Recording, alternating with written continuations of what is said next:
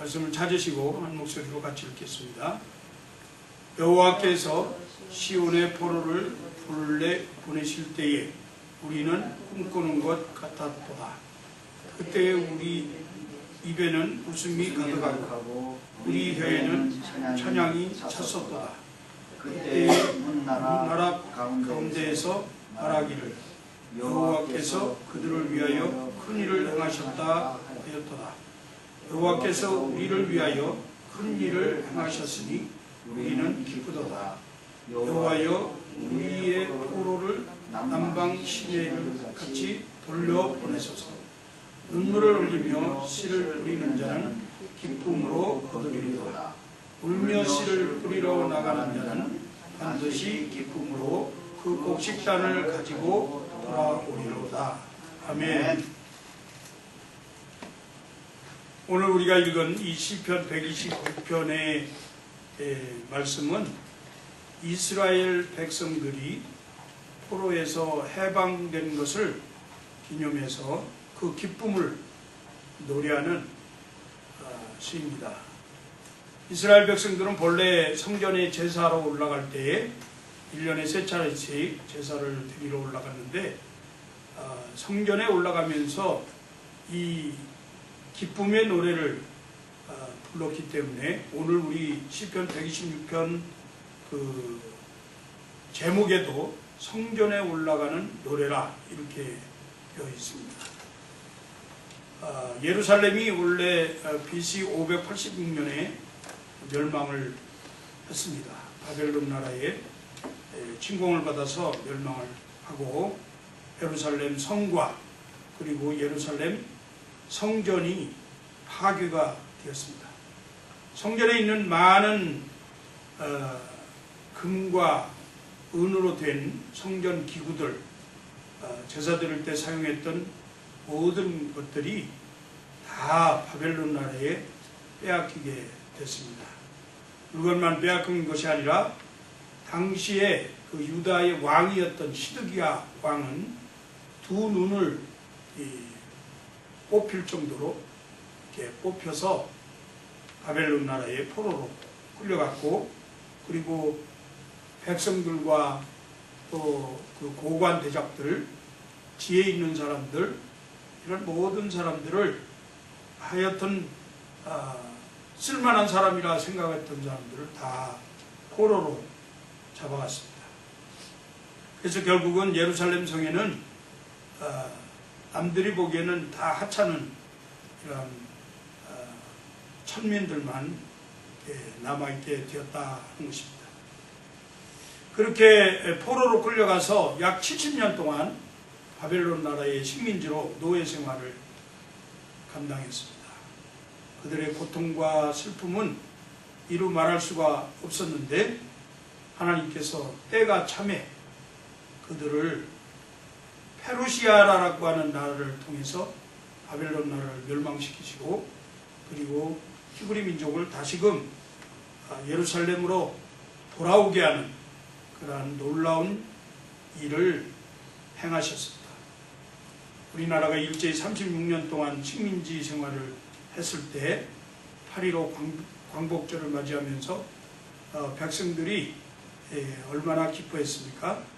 이렇게 기뻐했던 그런 감격과 그 기쁨이 히브리 민족에게도 있어서 그들이 오늘 말씀에 나타나는 대로 그 입에 웃음이 가득하고, 그리고 그 혀는 하나님을 찬양하는 기쁨의 노래가 가득했다, 그렇게 기록하고 있습니다.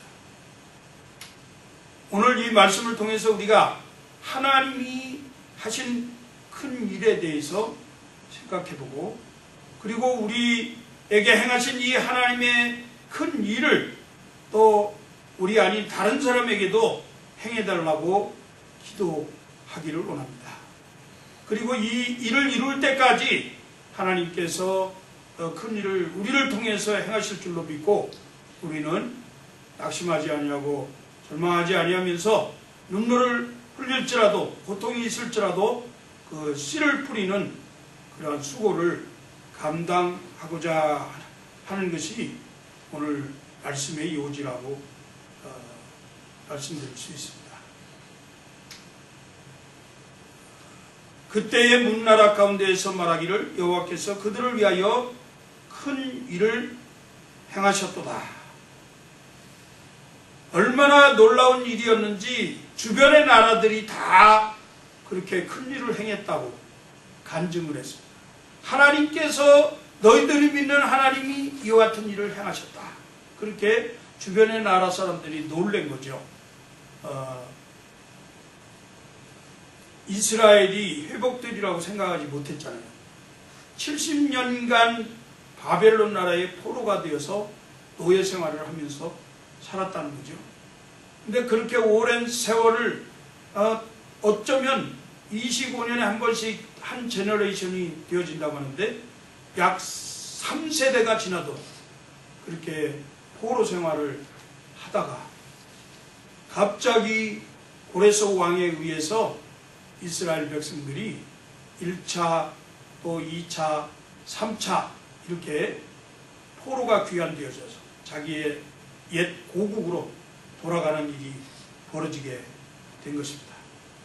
그것을 느꼈던 사람들은 그 일 자체가 정말 꿈꾸는 것 같았어요. 어떻게 이런 일이 있을 수 있냐, 이게 정말 생시냐 꿈이냐 서로 막 꼬집어 보고 부둥켜 안고 이렇게 하면서 이것이 정말 우리 살아생전에서 일어날 수 있는 일이냐, 놀라운 감격에 빠졌습니다. 그래서 그들이 찬양한 겁니다. 하나님을 높여드린 거예요. 하나님께 영광 돌렸습니다. 우리의 하나님이 아직도 우리를 사랑하시고 살아계시는구나. 이 살아계신 하나님이 우리에게 이와 같은 구원을 행하셨구나. 그것이 그냥 소문이 나서 주변의 많은 나라들도 너희가 믿는 하나님이 그와 같은 일을 감당하셨구나. 그렇게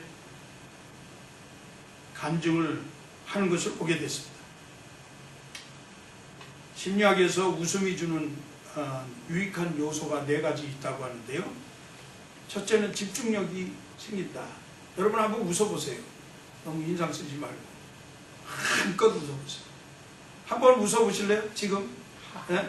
한번 그냥 바보처럼 한번 웃어봤으면 좋겠어요. 웃으면 이 머리가 단순해져 가지고 그래가지고 집중력이 생긴다는 거예요. 지금 단순해지면 맑아지기 때문에 아주 그냥 깨끗하게 이 생각이 되어지니까.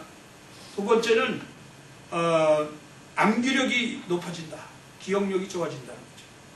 그러니까 자꾸 웃는 사람이 오래 사는 이유가 있는 것 같아요. 그러니까 기억력이 계속 발전된대요.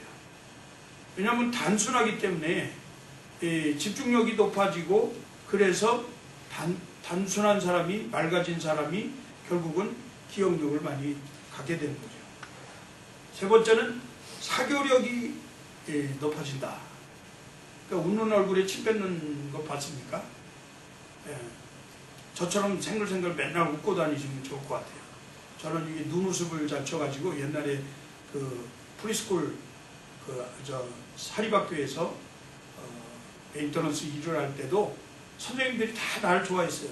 미국 선생님들이지만. 왜냐면 날 보고 keep going 하라고, 너 웃는 거 그것을 계속해서 이렇게 하라고. 만날 때마다 그냥 생글생글 웃으니까 말이 안 통하니까 웃는 거죠. 그런데 그렇게 했더니 그분들이 좋아하더라고요. 그래서 친해지고 선생님들에게도 많은 사랑을 받았습니다. 사교력이 높아진다. 그 다음에 우리가 잘 아는 바대로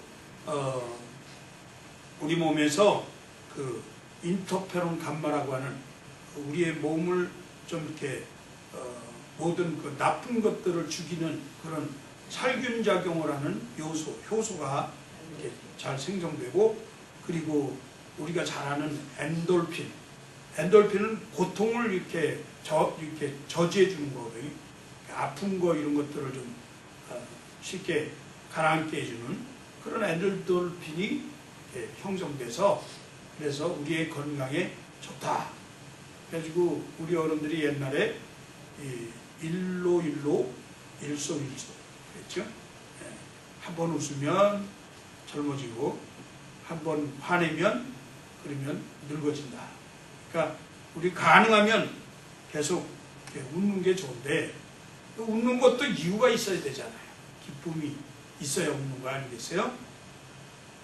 이 기쁨이 히브리 민족에게 온 거예요. 그 기쁨의 가장 원천이 뭐였느냐? 자신들이 노예로부터 해방되었다. 이제는 종살이 안 해도 된다. 사랑하는 성도 여러분, 여호와께서 우리를 위해서 구원의 큰 일을 행하셨는데 이제는 죄의 종으로부터 마귀의 노예로부터 다 해방되었음을 믿고 기뻐하시기 바랍니다. 우리는 하나님의 큰 일을 행하심으로 인해서 기쁨을 받은 그런 사람들입니다.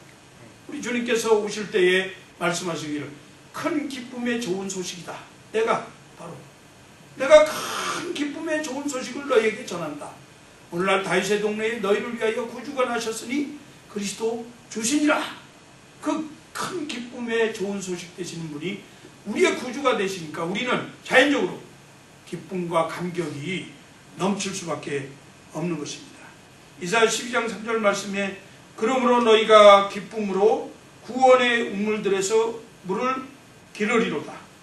이사야서 35장 10절 말씀은 여호와의 성령을 받은 자들이 돌아오되 노래하며 시온에 이르러 그들의 머리 위에 영영한 희락을 띠고 기쁨과 즐거움을 얻으리니 슬픔과 탄식이 사라지리로다. 그렇게 말씀했습니다. 주님이 주시는 기쁨만이 진정한 영원한 기쁨인 줄로 믿습니다.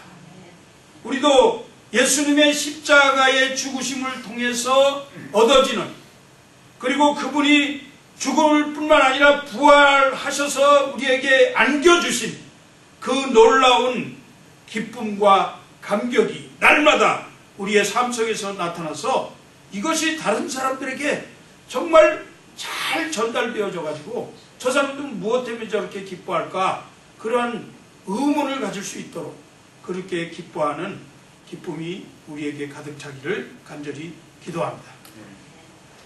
우리가 두 번째 생각해야 되는 것은 민족을 위한, 동포를 위한 기도였다고 하는 사실입니다. 126편 4절 말씀에 보니까 여호와여 우리의 포로를 남방 시내들 같이 돌려보내소서 하는 그러한 간구를 드리는 것을 보게 됩니다. 이것은 먼저 구원받은, 먼저 해방되어진 그러한 백성들이 지금 아직도 포로 가운데 있는 그러한 자기 동족들을 향해서 하나님 앞에 간구하는 기도입니다. 이스라엘 백성들이 이 자기의 고국으로 귀환할 때 다 온 것이 아니거든요. 제가 아까 말씀드렸지만 1차, 2차, 3차 이렇게 걸쳐서 귀환하게 되었는데, 이 시편 126편은 이 4절에 의해서 많은 신학자들이 1차 포로 이후에 이 시를 기록한 것이다, 그렇게 말하고 있습니다. 아직도 자기 고국으로 돌아와야 할 동족들이 많이 있다는 거예요. 우리만 해방돼서 우리나라에 돌아와서 우리만 내 고향에서 잘 살고 기뻐하는 것으로 만족하는 것이 아니라 자기의 동족이 아직도 고통당하고 있음을 기억하고, 아직도 죄의 권세 아래서 눌려서 사는 이러한 자기의 동포들을 기억하면서 하나님 앞에 간절히 기도했다고 하는 사실입니다. 우리가 오늘 여러분 주보에 넣어드렸지만 워싱턴 지역 복음화 대성회가 바로 이런 의미에서 동포 복음화 대성회를 하는 것입니다. 많은 사람들이 아직도 예수 믿지 않고 있는 사람들이 많이 있어요. 제가 언젠가 말씀드렸는지 모르겠는데 이 지역의 메트로폴리탄의 한인 인구가 약 20만이라고 합니다. 20만인데 교회는 메트로폴리탄 안에 모든 교파를 초월해서 아주 이단 아닌 그런 교회들 빼고 약 한 250개 교회가 됩니다. 이 250개 교회 가운데 우리가 잘 아는 대로 몇천 명 이상 모이는 교회는 10개 손가락에 꼽을까 말까 해요. 그렇죠? 그러면 그 가장 크다고 생각하는 워싱턴 중앙장로교회가 4,000명, 5,000명, 5,000명 잡고 5,000명이라고 하면 10개면 전부 다 합해서 5,000명이라고 하면 5만 명이에요. 나머지 15만 명은 조그만 교회 다닌다는 거예요. 조그만 교회 나머지 240개 교회는 우리 교회 같이 10명, 20명, 30명, 40명, 50명, 100명, 많아야 200명, 500명. 계산해 보세요. 적어도 그들을 다 합친다 해도 5만 명이 안 될 겁니다. 제가 어림잡아서 워싱턴 지역에 정말 예수 잘 믿는 사람들, 그런 사람 빼고 그냥 교회에 출석하는 사람들로 계산해서 한 10만 명이 교회에 다닌다고 하면 나머지 10만 명은 예수를 모르는 사람. 그 10만 명 중에서도 알곡과 가라지를 고르면 더 적겠지만 계산만 해도 그렇잖아요. 사랑하는 성도 여러분, 우리가 이 말씀을 통해서 아직도 쇠사슬에 매여서 고통을 당하면서 마귀의 노예를 살고 있는 그러한 우리의 동포들이 이 지역에 많이 있다는 것을 기억하면서 하나님께서 약속하신 대로 하나님 저들에게도 남방의 구원의 단비가 내리고 은혜의 단비가 내리면 그들이 생명으로 돌아올 수 있는 그러한 생명물 흐르는 것처럼 되어질 수 있도록 하나님 저들을 돌려보내 주십시오. 이렇게 간절히 기도해야 할 것입니다. 하나님은 이사야서 43장 19절 말씀에서 보라 내가 새 일을 행하리니 이제 나타낼 것이라. 너희가 그것을 알지 못하느냐? 반드시 내가 광야의 길을 사막의 강을 낼 것이다. 그렇게 약속하셨습니다. 하나님이 약속하신 그 말씀에 의지해서 남방 시내를 돌려보내서 물이 흐르게 해주십시오. 이렇게 기도하면 하나님은 반드시 그 포로들을 주 예수 그리스도의 품으로 돌아오게 하실 줄로 믿습니다. 시편 126편 5절 6절 말씀에서는 이렇게 말씀합니다. 눈물을 흘리며 씨를 뿌리는 자는 기쁨으로 거두리로다. 울며 씨를 뿌리러 나가는 자는 반드시 기쁨으로 그 곡식단을 가지고 돌아오리로다. 이스라엘 백성들이 자기 고향으로 돌아갔지만 고향은 황폐되었습니다. 척박한 땅이 되었어요. 성전은 파괴되고 예루살렘 성 자체가 멸망되어졌기 때문에 너무나 황폐되어 있는 것을 보았습니다. 그래서 이스라엘 백성들이 그곳에 가서 우선 가장 먼저 한 일이 하나님이 큰 일을 행하셨기 때문에 하나님이 자기들을 구원한 것을 감사하고 감격하면서 먼저 성전을 재건한 거예요. 그래서 스룹바벨을 중심으로 해서 먼저 간 5만 명의 그 민족들이 예루살렘 성전부터 재건하기 시작했습니다. 그 재건할 때에 얼마나 많은 어려움이 있었겠습니까? 많은 고통이 따르고 수고가 따랐습니다.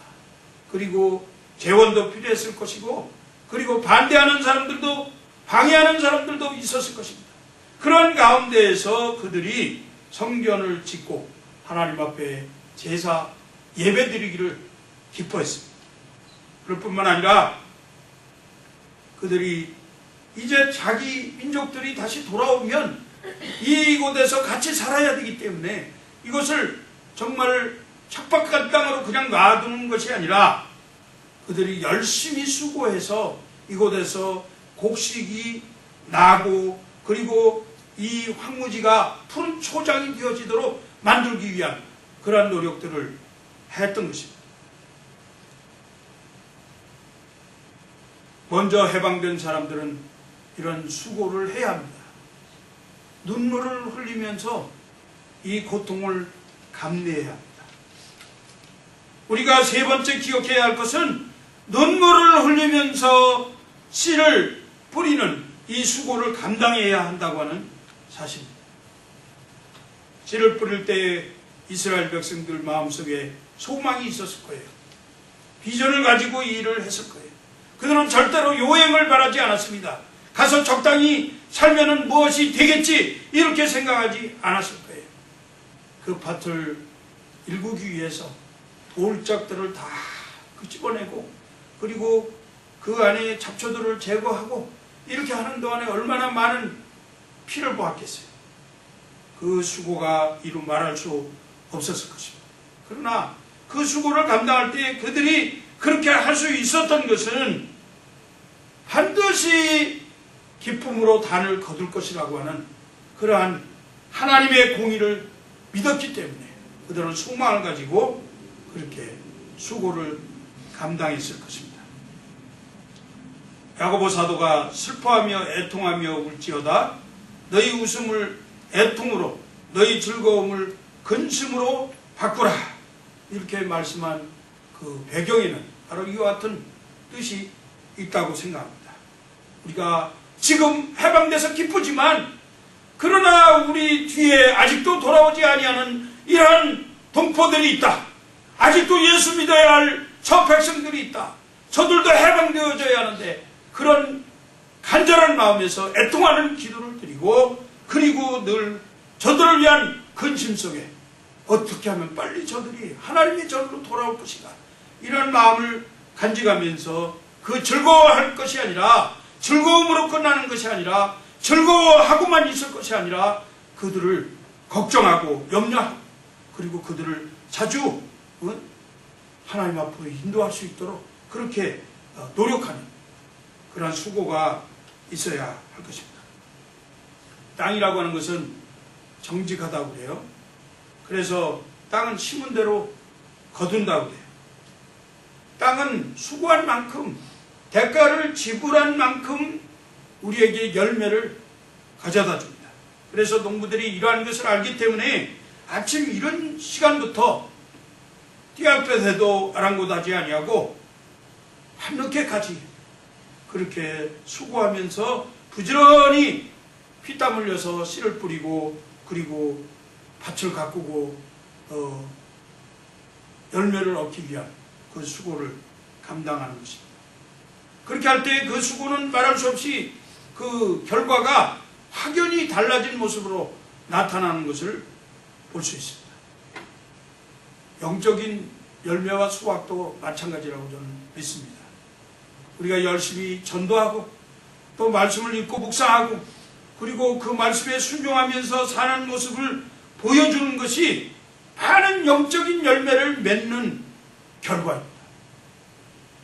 풍성한 영적 추수의 그 성장의 이면에는 이름 없이 빛도 없이 정말 불쌍한 영혼들을 위해서 계속해서 눈물의 기도와 근심 어린 그런 사랑의 수고를 하는 성도들이 있었기 때문에 이와 같은 그 열매를 맺을 수 있었다.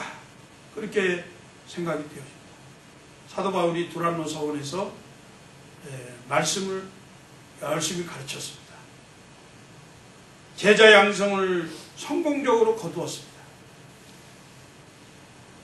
그 사도 바울이 그렇게 제자 양성을 성공적으로 할 수 있었던 것은 이 사도 바울이 말할 수 없는 눈물과 겸손으로 제자들을 위해서 밤낮 없이 각 사람을 훈계한 수고가 있었기 때문에 그것이 가능했습니다. 이 제자들이 나옴으로 인해서 우상과 마술이 들끓었던 에베소 지역이 복음화되는 그런 역사가 일어나게 되었습니다. 바울은 그래서 사람이 무엇으로 심든지 그대로 거둔다. 그렇게 말씀한 겁니다. 열매는 그 씨를 심는 데서부터 거두어지게 됩니다. 불행의 씨를 심으면 불행을 거두고 행복의 씨를 심으면 행복을 거두고 그 무엇을 심느냐에 따라서 그 열매가 거둬지는 거예요. 그래서 바울은 말하기를 자기의 육체를 위하여 심는 자는 육체로부터 썩어진 것을 거두고 성령을 위하여 심는 자는 성령으로부터 영생을 얻으리라. 사랑하는 성도 여러분, 무엇을 심으시겠습니까? 썩어질 것을 심으시겠습니까? 성령을 위하여 심으셔서 생명을 얻는 그런 열매를 거두시겠습니까? 저는 여러분들에게 도전합니다. 이번 워싱턴 지역 복음화 대성회를 앞두고 우리가 그 일에 동참하는 마음으로 성령으로 심는 그러한 성도님들이 되시기를 바랍니다. 그래서 한 생명이라도 거두는 그러한 역사가 있기를 바랍니다. 씨에 여러 가지 특징이 있어요. 씨는 첫째로 그 안에 생명이 들어있습니다. 겉으로 보기에는 좀 딱딱하고 조그맣고 마른 것 같이 보잘것없지만 그 안에 생명이 있음을 발견합니다. 그리고 씨는 절대로 같은 종자를 낸다는 사실. 씨가 포도 씨면 포도를 냅니다. 복숭아 씨면 복숭아를 냅니다. 절대로 복숭아 씨가 포도를 맺을 수가 없습니다.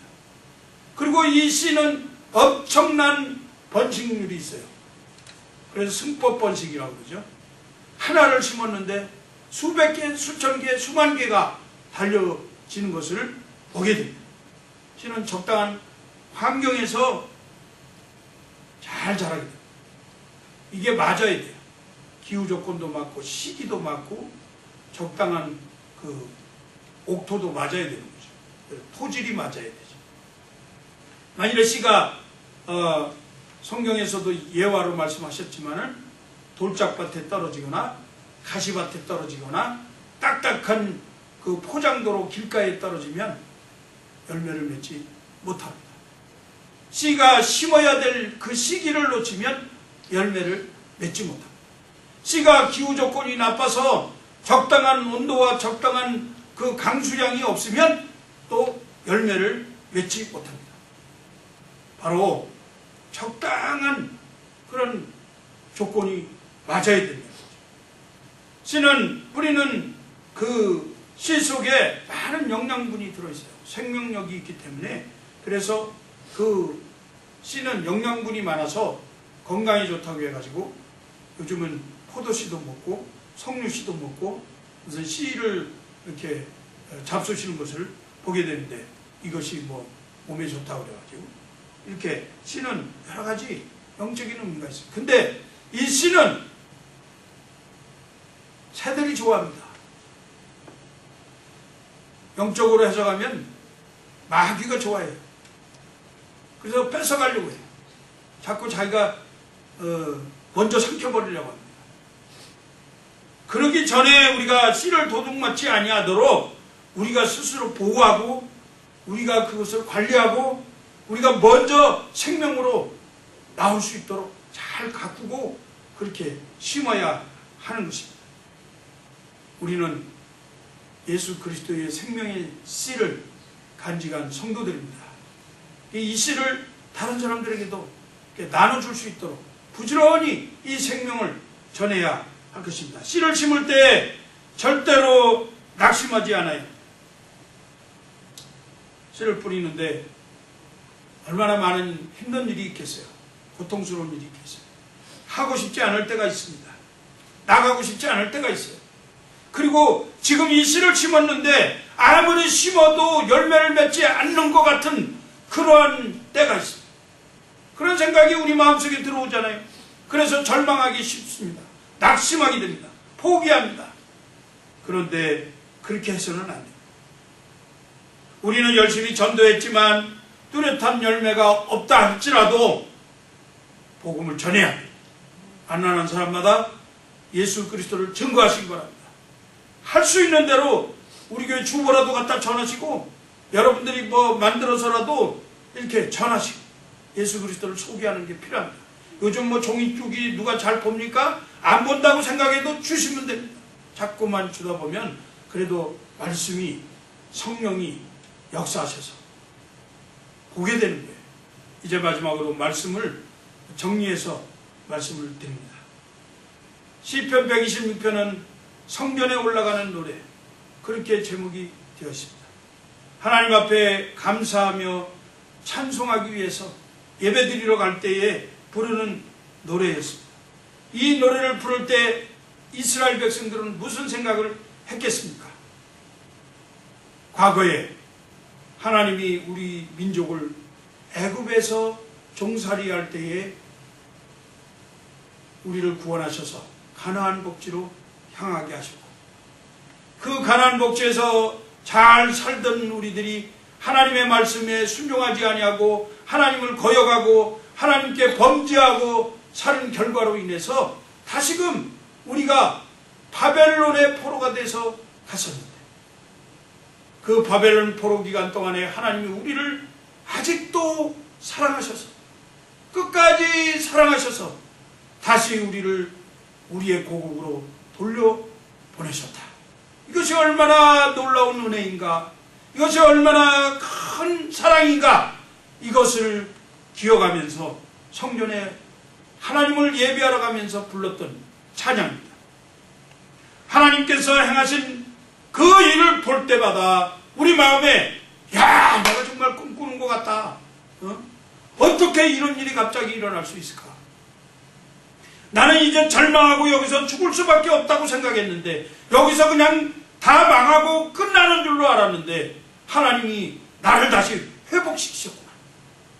사랑하는 성도는 우리의 삶 가운데도 마찬가지입니다. 우리 육체적인 삶에도 정말 포기할 수밖에 없고, 우리가 어떻게 해야 할지 알 수 없을 때, 모든 것이 가능하지 않다고 생각했을 때, 우리의 생각과 우리의 마음에 절망만 가득할 때, 그럴 때 하나님이 우리를 다시 일으키셔서 전혀 예측할 수 없는 방법으로 우리의 모든 문제를 해결하는 그러한 일들을 경험하는 것이 한두 번이 아닐 것입니다. 예수 그리스도를 구주로 믿고 하나님을 아버지로 삼는 하나님의 자녀들에게는 이와 같이 하나님께서 엄청난 큰 일을 행하신다 사실을 기억하시기 바랍니다. 하나님은 나 같은 죄인을 용서하시고 나로 하여금 하나님의 자녀가 되는 새로운 생명을 허락해 주셨는데, 이 얼마나 놀라운 일입니까? 만일에 하나님이 나를 사랑하지 아니하시고 내 죄를 용서하지 아니하시고 나를 하나님의 자녀로 삼지 아니하셨다고 하면, 지금 이 순간에도 나는 이 시간에도 세상에서 자행자해하면서 세상 향락을 즐기면서 하나님이 어디 계신지 알지도 못하면서 이 다음에 내게 다가올 멸망을 생각도 못하면서 그렇게 살고 있을 것입니다.